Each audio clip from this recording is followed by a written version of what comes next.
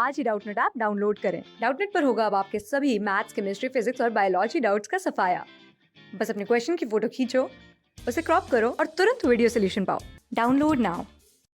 इस वीडियो में हम जानेंगे इलास्टिसिटी और प्लास्टिसिटी के बारे में। ठीक है, इलास्टिसिटी क्या होती है और प्लास्टिसिटी क्या होती है, इन दोनों के बारे में हम यहाँ पर डिस्कस करेंगे।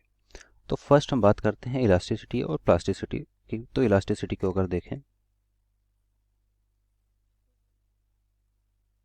ठीक है, इलास्टिसिटी क्या होती है कि किसी बॉडी में, इलास्टिक बॉडी की पहले बात करते हैं तो वहाँ से हमें पता चल जाएगा इलास्टिसिटी क्या है। कोई एक बॉडी है, लेट्स से स्टील बॉडी है, स्टील बॉडी है, ठीक है, स्टील का एक रॉड है हमारे पास इस तरह से। अब इस रॉड को हम क्या करते हैं, एल लेंथ की रॉड है, इसमें एफ फोर्स लगा देते हैं डिफॉर्मेशन के लिए, ठीक है, जिसको डिफॉर्मेशन फोर्स कहते हैं। तो ये क्या होगी, बॉडी डिफॉर्म होगी। तो इलास्टिसिटी वही है कि अगर विद इन इलास्टिक लिमिट, अगर इलास्टिक बॉडी में फोर्स लगा के इसको डिफॉर्म करते हैं और इलास्टिक लिमिट के ज़्यादा मतलब इलास्टिक लिमिट के अंदर ही डिफॉर्मेशन फोर्स रखते हैं और डिफॉर्मेशन फोर्स को ज़ीरो कर दें, रिमूव कर दें, तो क्या होगा, बॉडी जो है अपनी ओरिजिनल शेप और साइज़ को रीगेन कर पाएगी। तो इस प्रॉपर्टी को, बॉडी की जो प्रॉपर्टी है जिसकी वजह से ये अपनी ओरिजिनल शेप और साइज़ को रीगेन कर पाती है, उसको क्या कहते हैं, इलास्टिसिटी कहते हैं। ठीक है, दूसरा देखें अगर तो क्या है हमारे पास, प्लास्टिसिटी। ठीक है, प्लास्टिसिटी की बात करें तो प्लास्टिसिटी क्या है, प्लास्टिसिटी अगर यही बॉडी जो है एक दूसरी हम बॉडी ले, दूसरी एक बॉडी चूज़ करते हैं जो कि प्लास्टिक बॉडी है, सेम फोर्स लगाते हैं एल लेंथ का। अब इस बॉडी को क्या करते हैं, या इसी बॉडी को अगर हम देखें तो इसी स्टील में ही हम देख सकते हैं।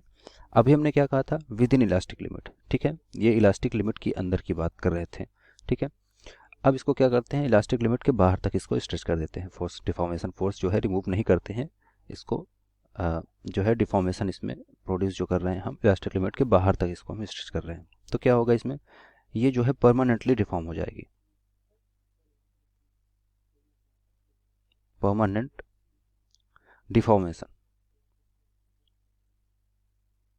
अगर परमानेंट डिफॉर्मेशन हो गया मतलब बॉडी का क्या होगा कि जैसे ही, अब परमानेंट डिफॉर्मेशन मतलब कि फोर्स को रिमूव करने के बाद भी जो हमने डिफॉर्मेशन फोर्स लगाया हुआ था, अगर उसको रिमूव कर दें, उसको हटा दें, तो बॉडी जो है अपनी ओरिजिनल शेप और साइज को रीगेन नहीं कर पा रही है। मतलब कि बॉडी के अंदर परमानेंट डिफॉर्मेशन प्रोड्यूस हो चुका है, ठीक है, अब वो ओरिजिनल शेप और साइज को रीगेन नहीं कर पा रही है। तो इस तरह की जो बॉडी होती है और इस तरह की बॉडी जो होती है उसको प्लास्टिक बॉडी बोलते हैं, और जो बिहेवियर ये शो कर रही है बॉडी, उस बिहेवियर को बोलते हैं प्लास्टिसिटी। ठीक है, इन दोनों चीज़ों को समझने के लिए एक हम ग्राफ यहाँ पर लेते हैं।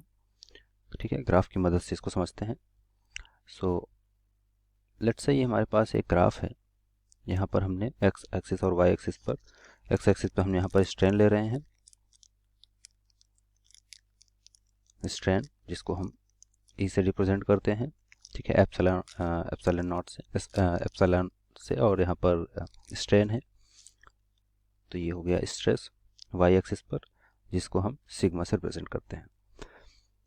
तो अगर हम बात करें कर्व की, स्टील के लिए अगर स्ट्रेन वर्सेस स्ट्रेस कर्व की बात करें तो क्या होता है, पहले हमें मिलता है हुक्स लॉ के अकॉर्डिंग अगर देखें तो हमें मिलता है प्रोपोर्शनलिटी रीजन, जो कि स्ट्रेस जो है बॉडी में जितना डेवलप होता है उसके डायरेक्टली प्रोपोर्शनल होता है स्ट्रेन। ठीक है, मतलब दोनों का मैग्नीट्यूड सेम होता है। इसके बाद एक पॉइंट आता है जिसको हम बोलते हैं इलास्टिक लिमिट का पॉइंट होता है, ठीक है, लिमिट पॉइंट बोलते हैं। इसके बाद दूसरा पॉइंट मिलता है, ये इलास्टिक लिमिट पॉइंट ऐसा ना होकर कुछ ऐसा दिखेगा हमें, ठीक है, कुछ ऐसा दिखेगा। इसके बाद यहाँ से बॉडी कुछ इस तरह से, इलास्टिक लिमिट, इलास्टिक कर्व अगर देखें तो इस तरह से बनता है, स्ट्रेन वर्सेस स्ट्रेस का जो ग्राफ है कुछ ऐसा दिखेगा। तो यहाँ पर देखें तो ये पॉइंट लेट्स से ए है, ठीक है, ये पॉइंट ए मान लेते हैं, और ये पॉइंट ओ है, ओरिजिन है, और आगे का रीजन जो है प्लास्टिक बिहेवियर है। ये है जो पॉइंट ए है, इसको हम मान लेते हैं लिमिट है, ठीक है, किसकी लिमिट है, elastic limit, elastic limit point. मतलब इलास्टिक लिमिट पॉइंट के लेफ्ट साइड में अगर देखें, इस साइड में, तो ये जो बॉडी का बिहेवियर होगा वो क्या होगा, इलास्टिक बिहेवियर होगा, इलास्टिसिटी जो है बॉडी के अंदर रहेगा, ठीक है, मतलब इलास्टिक बिहेवियर यहाँ पर बॉडी शो करेगी। और इसके आगे की बात करें, अगर पॉइंट ए की तरफ राइट साइड की बात करें, ए से राइट की साइड की तरफ जाएंगे तो ये होगा प्लास्टिक बॉडी। ठीक है, जो बॉडी का बिहेवियर होगा वो किस तरह हो जाए, प्लास्टिक होगा, या प्लास्टिक बॉडी बिहेवियर हम बोल सकते हैं, प्लास्टिसिटी यहाँ पर आएगा। तो अब हम ये मान के चल रहे हैं जो स्टील है, स्टील को अगर हम स्टील के इस रॉड पे फोर्स लगाना स्टार्ट करें या लोड जो भी बोले हम, तो इससे क्या होगा, स्ट्रेस और स्ट्रेन और स्ट्रेस दोनों यहाँ पर डेवलप होगा बॉडी में। और ये पॉइंट, इसको हम मान लेते हैं एक पॉइंट कोई है, लेट्स से पॉइंट एम।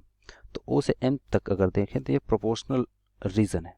ठीक है, ये जो रीजन है ये प्रोपोर्शनल रीजन है,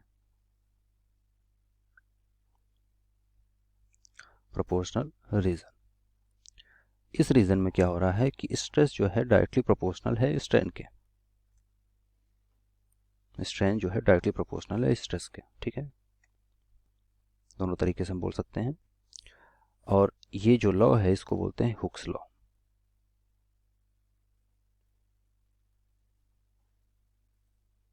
ठीक है, हुक्स लॉ है।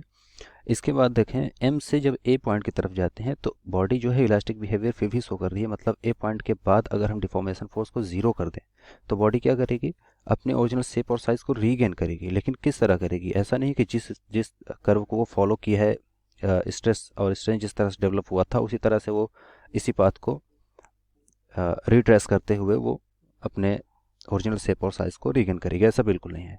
वो क्या करेगी, एक दूसरा ही जो पाथ है उसको फॉलो करेगी।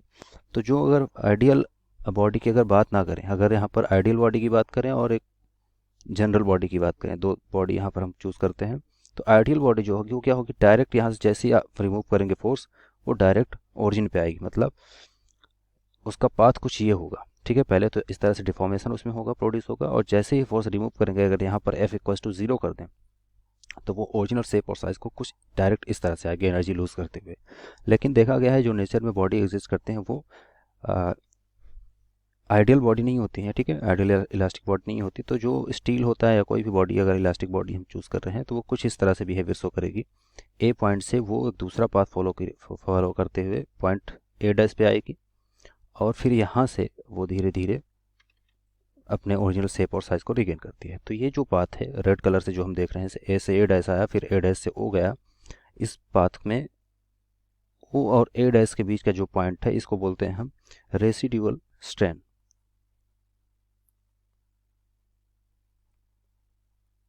ठीक है, रेसिडुअल स्ट्रेन बोलते हैं। और यहाँ पर आने के बाद बॉडी हम देख रहे हैं डायरेक्ट ओरिजिन पर नहीं जाती, यहाँ पर आती है, उसके बाद धीरे धीरे वो अपने स्ट्रेन को लूज करते हुए अपने ओरिजिनल शेप और साइज को रिगेन कर पाती है। ठीक है, और बात करें अगर प्लास्टिक बॉडी की, तो प्लास्टिक बॉडी क्योंकि क्या होता है, परमानेंट डिफॉर्मेशन होता है। परमानेंट डिफॉर्मेशन मतलब बॉडी डिफॉर्म हो गई तो जिस शेप और साइज में वो हो चुकी है उसी को मेंटेन करके वो रखती है, उसके बाद वो ओरिजिनल शेप और साइज को रिगेन नहीं कर पाती है। इसलिए वो जो बॉडी है वो प्लास्टिक बॉडी है, और जो उसका बिहेवियर है उसको हम बोलते हैं प्लास्टिसिटी, या ठीक है, या प्लास्टिक बिहेवियर बोलते हैं। ठीक है, तो ये था, यहाँ पर हमने समझा कि किस तरह से इलास्टिसिटी क्या होती है, प्रॉपर्टी क्या होती है, किस तरह से बॉडी इलास्टिसिटी बिहेवियर शो करता है, और किस तरह से प्लास्टिसिटी बॉडी शो करता है बॉडी। ठीक है, तो पॉइंट ए यहाँ पर जो है ये लिमिट है, इलास्टिक पॉइंट और प्लास्टिक पॉइंट दोनों बोल सकते हैं। यहाँ से प्लास्टिक पॉइंट का ओरिजिन है, स्टार्ट होता है प्लास्टिसिटी, जो बिहेवियर है बॉडी का ए पॉइंट से स्टार्ट होता है, और इलास्टिसिटी जो है यहाँ पर एंड होता है। ठीक है, इलास्टिसिटी अगर देखें तो यहाँ पर इलास्टिक बिहेवियर जो है बॉडी का यहाँ पर वेनिस हो जाता है, और यहाँ से प्लास्टिक बिहेवियर बॉडी का स्टार्ट हो जाता है। तो इस पॉइंट को हम क्या बोलते हैं, लिमिट पॉइंट बोलते हैं। ठीक है, तो ये था इलास्टिसिटी और प्लास्टिसिटी। क्लास 6 से 12 से लेके नीट, IIT, JEE मेंस और एडवांस के लेवल तक 10 मिलियन से ज्यादा स्टूडेंट्स का भरोसा। आज ही डाउनलोड करें डाउटनेट ऐप या व्हाट्सएप कीजिए अपने डाउट्स 8400 400 400 पर।